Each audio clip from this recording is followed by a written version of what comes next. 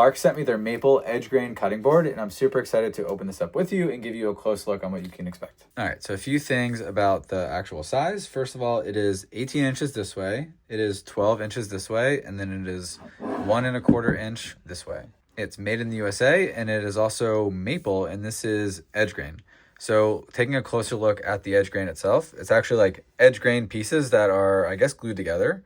And then you can kind of like run your fingers, and I think like right here, I can feel that there's a little bit of a seam, but it is like still very straight. So you don't have to worry about any issues with like the boards being uneven with how they're, stitched together.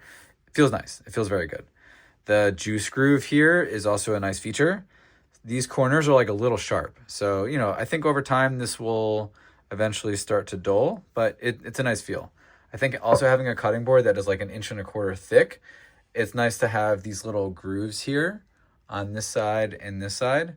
So if you want to pick up and move the cutting board, like if the juice groove is like full and you can't really like grab it from the bottom, it's nice to have this, grooves on the like handles that you can carry. So you can kind of like dip this out in the sink, or you can like move the cutting board, whatever. It's a nice feature to have.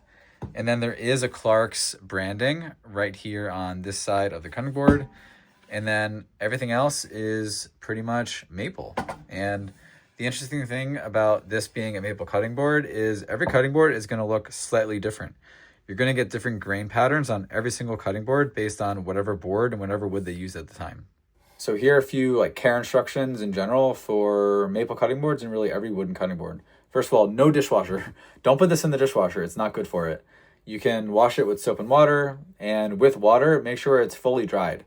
You can use a towel, and when it's like a little bit above the sink, kind of run the towel to like squeegee off the excess water to make sure that it's fully dried off.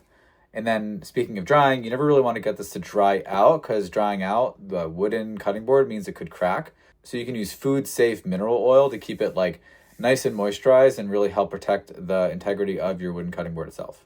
You can get a lot of years out of a cutting board if you take good care out of it. I know I've cycled through a lot of IKEA cutting boards, and I feel like anytime I've moved, I say, oh, let's get a new cutting board, because I don't oil it, I let water sit on it, and then it ends up cracking and ends up creating like a little bit of like a bulge. So with this, I vow to myself to make sure I take good care of it. And if you're looking at this, make sure you do too. Oh, and here's a closer look from this angle for the handles, so you can get a better idea of what you can expect with that. But anyway, hopefully you found this review helpful. Thanks for watching. See you in the next one.